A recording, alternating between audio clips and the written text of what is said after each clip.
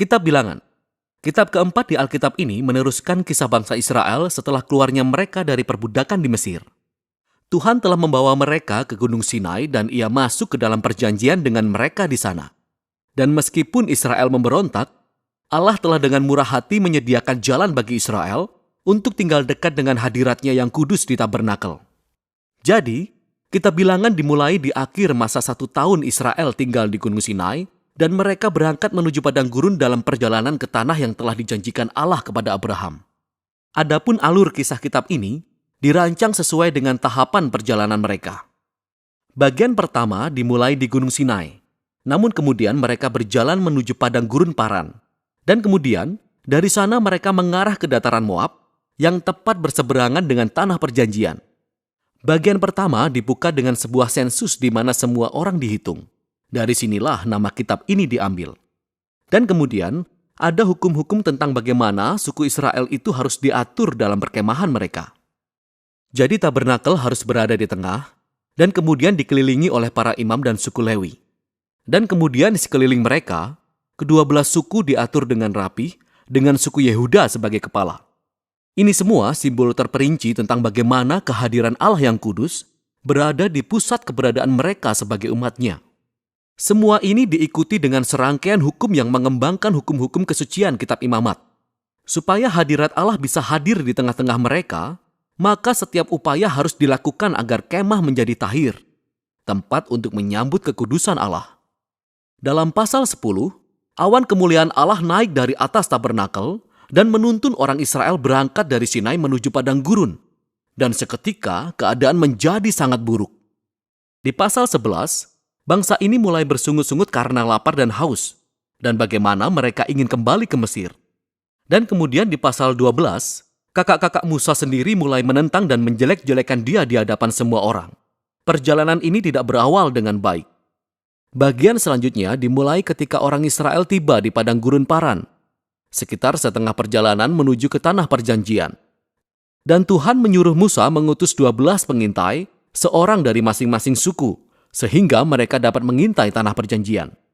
Ketika para pengintai kembali, 10 dari mereka berkata bahwa tidak ada kesempatan bagi orang Israel untuk bertahan di sana, karena orang-orang Kanaan akan menghancurkan mereka. Namun ada 2 pengintai lainnya, Kaleb dan Yosua, yang mengatakan bahwa Allah dapat menyelamatkan mereka. Akan tetapi 10 pengintai itu membangkitkan kemarahan yang menakutkan dari orang-orang. Dan mereka mulai merencanakan pemberontakan. Mereka berencana untuk menunjuk pemimpin baru dan kembali ke Mesir.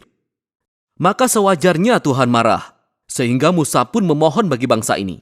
Dia meminta Tuhan untuk setia terhadap janjinya kepada Abraham. Dan Tuhan melakukan permintaannya, tapi tidak mengorbankan keadilannya. Ia memberikan apa yang diminta umat ini untuk tidak masuk ke tanah perjanjian. Dan Tuhan menghukum generasi ini dengan membuat mereka mengembara di padang gurun selama 40 tahun sampai mereka mati. Hanya anak-anak mereka yang akan masuk ke tanah perjanjian. Sekarang kita mungkin akan berpikir konsekuensi yang berat ini akan membuka mata mereka. Tapi ternyata keadaan menjadi lebih buruk lagi. Jadi dalam cerita selanjutnya, terdapat kelompok suku Lewi yang memulai pemberontakan. Dan mereka menantang kepemimpinan Musa dan Harun dengan berkata bahwa mereka sudah keterlaluan. Jadi Tuhan menangani orang-orang Lewi ini dengan sangat keras. Dan Ia pun memperbarui komitmennya kepada Musa dan Harun sebagai pemimpin Israel. Seiring mereka meninggalkan daerah Paran dan memulai perjalanan, mereka lagi-lagi membuat masalah. Orang-orang Israel mulai bersungut-sungut lagi tentang rasa haus mereka dan bertanya mengapa Musa malah membawa mereka keluar dari Mesir. Jadi Tuhan meminta Musa berbicara pada bukit batu untuk mengeluarkan air bagi semua orang. Namun Musa tidak benar-benar melakukan hal ini. Dia melampaui batasannya.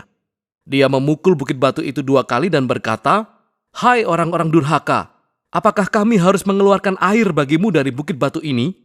Demikianlah Musa tidak menghormati Allah dengan menempatkan dirinya pada posisi Allah yang bisa mengeluarkan air. Oleh sebab itu Musa membuat dirinya sendiri bernasib sama dengan generasi yang di padang gurun. Ia juga akan mati di padang gurun dan tidak akan pernah masuk ke tanah perjanjian.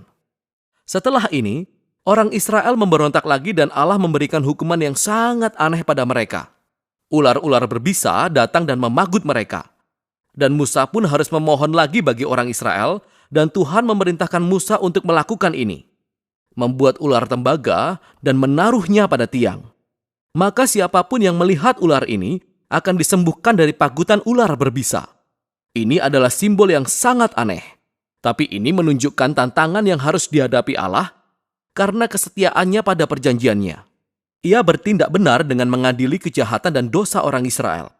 Tapi malahan pengadilan Allah berubah menjadi sumber kehidupan bagi mereka yang akan mencari Tuhan untuk kesembuhan. Dari sini orang-orang berjalan menuju dataran Moab. Bagian utama yang pertama dalam bab ini berfokus pada sosok aneh Bileam. Jadi Raja Moab menjadi panik mendapati sekelompok besar orang yang mengembara melalui daerah kekuasaannya. Sehingga dia menyewa seorang tukang sihir penyembah berhala, Bileam, untuk memperkatakan kutuk terhadap Israel. Dan setelah 3 kali mencoba, Bileam mendapati bahwa dia tidak bisa mengutuk mereka. Dia hanya bisa mengucapkan berkat atas Israel. Ingatlah janji Allah kepada Abraham dari Kejadian 12. Selain Bileam tidak dapat mengutuk Israel, Tuhan juga memberinya visi tentang Raja Israel di masa depan yang suatu hari nanti akan membawa keadilan Allah bagi semua bangsa. Visi ini juga mengingatkan kembali janji Yakub kepada Yehuda dalam Kejadian pasal 49. Sekarang lebih baik kita berhenti dan merefleksikan alur kisah kitab ini sampai sejauh ini. Kisah-kisah pemberontakan di padang gurun terjadi berentetan dan kian lama kian buruk.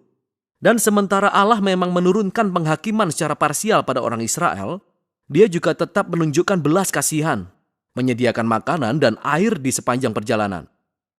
Dan kisah Bileam ini menunjukkan kemurahan Allah dengan begitu jelas karena inilah orang Israel. Di bawah sana di kemahnya mereka bersungut-sungut dan memberontak, tetapi di atas bukit tanpa sepengetahuan mereka, Allah melindungi dan bahkan memberkati mereka. Dan inilah perbedaan antara pemberontakan Israel dan kesetiaan Allah di padang gurun yang membuat kisah ini sangat penting bagi generasi Israel yang selanjutnya. Kisah selama di padang gurun diceritakan kembali dari masa ke masa oleh para nabi Alkitab selanjutnya dan oleh para penyair, bahkan oleh para rasul dalam perjanjian baru. Dan kisah-kisah ini selalu menjadi peringatan bahwa sementara Allah tetap setia kepada janji-janji perjanjiannya, Ia juga akan memperbolehkan umatnya pergi meninggalkan Dia dalam pemberontakan dan menghadapi akibatnya. Setelah ini, sisa dari kitab ini berfokus kepada anak-anak dari generasi padang gurun dan mereka mulai bersiap-siap mewarisi tanah perjanjian. Mereka mengadakan sensus lagi bagi generasi yang baru. Kemudian mereka pergi dan memenangkan sejumlah pertempuran dengan kelompok orang-orang di sekitar mereka. Dan kemudian beberapa suku bahkan mulai menetap di tanah perjanjian. Dengan demikian, kitab ini berakhir dengan generasi baru yang bersiap-siap memasuki tanah perjanjian. Dan Musa hendak menyampaikan kata-kata hikmat dan peringatan yang terakhir. Namun untuk sekarang, inilah isi kitab Bilangan.